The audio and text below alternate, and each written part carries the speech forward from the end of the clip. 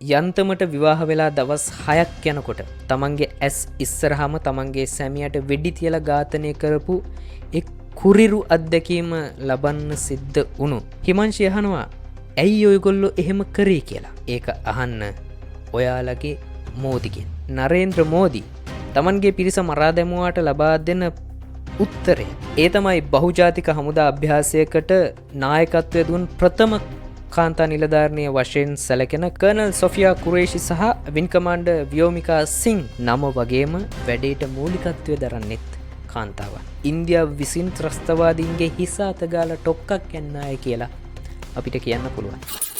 ඉන්දියාව සහ පාකිස්තානය අතර තියෙන ආරෝවේ යුදගිනි දැල් අලුයට හැංගිලා තියලා ආයෙත් ඇවිලෙන්න පටන් ගත්ත එක බොහෝ දෙනා අතර කතාබහට ලක් වුණා. ඉන්දියාව පාකිස්තානයට එරෙහිව දියත් කරපු මෙහෙයුමට ඔපරේෂන් සින්දූර් කියන නම ලැබුණේ කොහොමද කියන කාරණාව ගැන විවිධ මත පළ වුණා පහුගිය දින කිහිපයේදීම. කතාවට කියනවා ආදරයේදී සහ යුද්ධයේදී ඕනම දෙයක් වෙන්න පුළුවන් කියලා. මේ ඛේදවාචකයට මුල පුරන්නේ 2025 අප්‍රේල් මාසේ 22 වෙනිදා. පාකිස්තානයට කිට්ටුව පහල්ගම් ප්‍රදේශය කියලා කියන්නේ අලුතෙන් විවාහ වුණු යුවලවල් වලට බොහොම ප්‍රසිද්ධ තැනක්.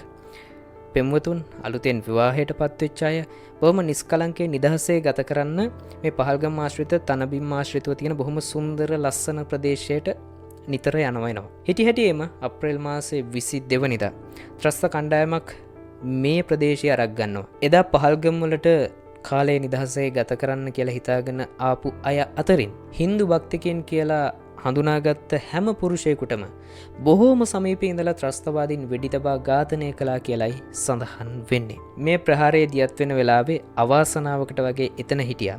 යන්තමට විවාහ වෙලා දවස් 6ක් විතරක් ගත වුණු නාවික හමුදා නිලධාරියෙක් වුණු ලුතිනන් විනය් නර්වාල් සහ ඔහුගේ ආදරණීය බිරිඳ වුණු හිමංශි නර්වාල්. මේ ත්‍රස්තවාදීන් හිමංශිගේ ස්වාමි පුරුෂයා ලුතිනන් විනය් නර්වාල්ට වෙඩි තබා ඝාතනය කරනවා. බොහොම සමීපේ ඉඳලා. හිමංශි අහනවා ඇයි ඔයගොල්ලෝ එහෙම කරේ කියලා.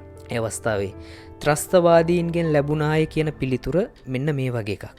ඒක අහන්න ඔයාලගේ මෝදිගෙන්.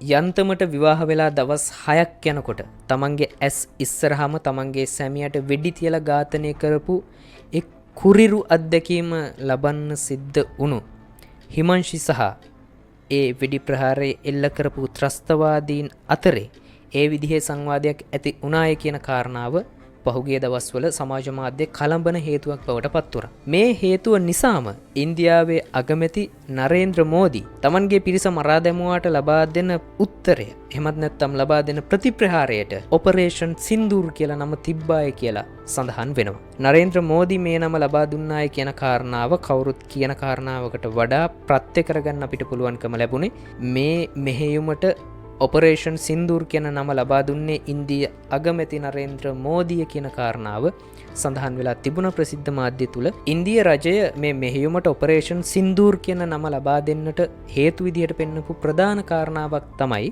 යුද්ධය නිසා ඉන්දියාවේ කාන්තාවන් බොහෝමයක් වැන්ද බුවන් බවට පත්වීම නිසා මේ නම ලබා දුන්නා කියන කාරණය. සින්දූර් කියන්නේ මොනවද කියලා මේ වෙනකොටත් ඔබ දන්නවා ඇති. දන්නේ නැතිනම් අපි පුංචි පැහැදිලි කිරීමක් කරගමු. ඉන්දියාවේ වේවා ලංකාවේ වේවා ලෝකේ ඕනම තැනක ඉන්න හින්දු භක්තික කාන්තාවන් විවාහයට පත් වුණාට පස්සේ Taman විවාහ වෙලා ඉන්නේ, ස්වාමියා වෙනුවෙන් Taman කැප වෙලා ඉන්නේ සහ ස්වාමියා ජීවතුන් අතර ඉන්නේ කියන කාරණාව පිළිබිඹු වෙන්න පාවිච්චි කරන බොහොම අහිංසක ලස්සන සංස්කෘතිකමය අංගයක්.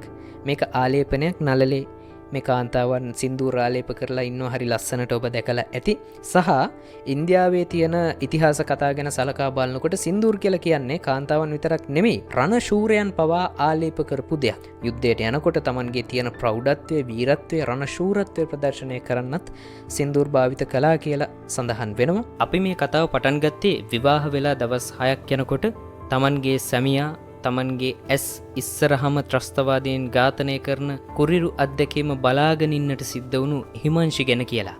ඉන්දියාව පාකිස්තානයට එරෙහිව දියත් කරන මෙහෙයුමට ඔපරේෂන් සින්දූර් කියලා නම ලැබෙනකොට තමන්ට අහිමි වුණු සැමියාට උපහාර දක්වන්න හිමංශි ඇවිල්ලා හිටපු ඡායාරූපයක් ආයෙත් සමාජ මාධ්‍යයේ පළවෙන්න පටන් ගන්නවා. ඒ ඡායාරූපයේ විශේෂත්වය තමයි සැමියාට උපහාර දක්වන්න ඇවිල්ලා හිටපු හිමංශිගේ නළලේ සින්දූර් ආලේප කරලා තිබුණේ නැහැ. Tamanගේ ආදරණීය සැමියා තවදුරටත් තමා සමග නැහැ කියන කාරණාව ඇය ලෝකයට කියාපෑවේ ඒ විදිහට. මනමාලියක් වෙන දවසේ සින්දූර් ආලේප කරනවා වගේම විවාහ භක්තියේ ප්‍රතිමූර්තිය කියලා සැලකෙන පාර්වතී දෙවියන් හා සම්බන්ධ කාරණා බොහෝමයක් තියෙනවා සින්දූර් එක්ක. ඔබට පුළුවන් ඒ ගැන තවදුරටත් හොයලා බලන්න. ඉතින් මේ කාරණා පදනම් කරගෙන මේ මෙහෙයුමට මිෂන් සින්දූර් කියන නම ලැබුණාය කියන කාරණාව තමයි බොහෝ තැන්වල සඳහන් වුණේ. ඒ විතරක් නෙමෙයි මිෂන් සින්දූර් කරගෙන යන ප්‍රධාන නිලධාරීන් දෙදෙනා විශේෂයි මේ නමත් එක්ක බොහොම සමීපව ඈඳිලා තිනවා. මිෂන් සින්දූර් කරගෙන යන ප්‍රධාන නිලධාරීන් දෙදෙනා. නෑ නිලධාරීන් නෙමෙයි නිලධාරිනියන් දෙදෙනා. ඔව්. මේ මිෂන් සින්දූර් බාර දීලා තියෙන්නේ ඉන්දියාවේ යුද හමුදාවේ සහ ගුවන් හමුදාවේ ප්‍රධාන නිලධාරිනියන් දෙදෙනෙකුට. පළවෙනි කෙනා ගැන මෙන්න මේ විදිහේ හඳුන්වා දීමක් කරන්න පුළුවන්. 2016 අවුරුද්දේ ඉන්දියාවේ පූනේ වල තියෙනවා බහුජාතික හමුදා අභ්‍යාසයක්. මේ හමුදා අභ්‍යාසයට එක්සත් ජනපදයේ රුසියාව, ජපානය, ඕස්ට්‍රේලියාව ඇතුළු රටවල් 18ක් සහභාගී වෙනවා. මේ සියලු රටවල් අතරින් විශේෂ බට කණ්ඩායමක් මෙහෙවපු එකම කාන්තා නිලධාරිනිය මිෂන් සින්දූර් සඳහා නායකත්වය ගන්න එක් නිලධාරණියක්. ඒ තමයි බහුජාතික හමුදා අභ්‍යාසයකට නායකත්වය දුන් ප්‍රථම කාන්තා නිලධාරණිය වශයෙන් සැලකෙන කර්නල් සොෆියා කුරේෂි. අනිත් කෙනා තමයි ජම්බු කාශ්මීරයේ ඇතුළු ඊසාන දිග බොහොම දුෂ්කරම භූමි ප්‍රදේශයන් වලට චීටා ඒ වගේම චේතක් කියන ඉන්දීය ගුවන් හමුදාවට අයත් හෙලිකොප්ටර් යානා මෙහෙවපු ඒ විශේෂ කාන්තාව වින් කමාන්ඩර් ව්‍යෝමිකා සිං කර්නල් සොෆියා කුරේෂි සහ වින් කමාන්ඩර් ව්‍යෝමිකා සිං ඔපරේෂන් සින්දූර් මෙහෙවන්න පත් කරලා ඉන්දියාව විසින් ත්‍රස්තවාදීන්ගේ හිස අතගාලා ටොක්කක් යන්නයි කියලා අපිට කියන්න පුළුවන්.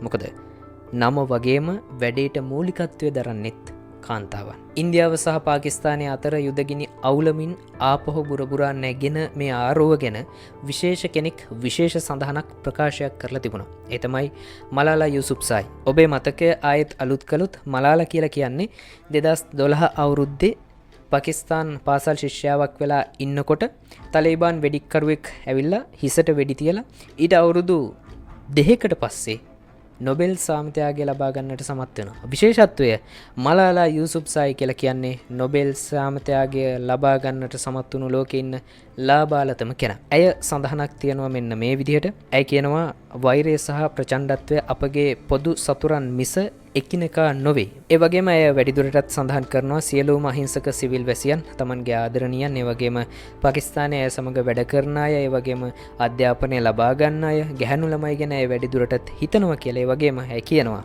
සංවාදය සහ රාජ්‍යතාන්ත්‍රික භාවය ප්‍රවර්ධනය කිරීම සඳහා ජාත්‍යන්තර ප්‍රජාව දැන් ක්‍රියා කළ යුතුයි. අපගේ සාමූහික ආරක්ෂාව සහ අභිවෘද්ධිය සඳහා ඇති එකම ඉදිරිමාවත සාමයයි.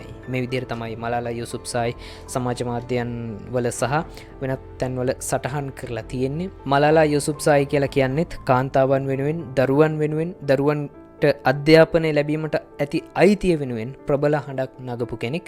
ඇයගේත් අදහස යුද්ධය කියලා කියන්නේ අවැසි දෙයක් නොවෙයි කියන කාරණාව.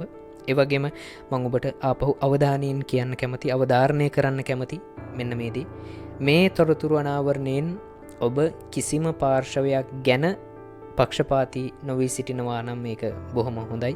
මොකද මේ ඔබේ හුදෙක් දැනුමට කරුණු කිහිපයක් පමණයි. මේ කරුණු අහලානේ අරගොල්ලෝ හොඳයි මේගොල්ලොන්ට වඩා මේගොල්ලොන්ට මෙහෙම වුණා නම් හොඳයි වගේ අදහසක් ඇති කරගන්නට එපා.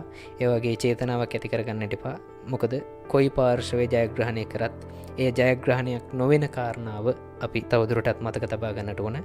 මොකද මිනිසුන් වශයෙන් අපිට පසක් කරගන්නට තියෙන ප්‍රධානම කාරණාව නම් යුද්ධයකදී කිසිම පාර්ශවයක් ජයග්‍රහණය කරන්නේ නැහැ.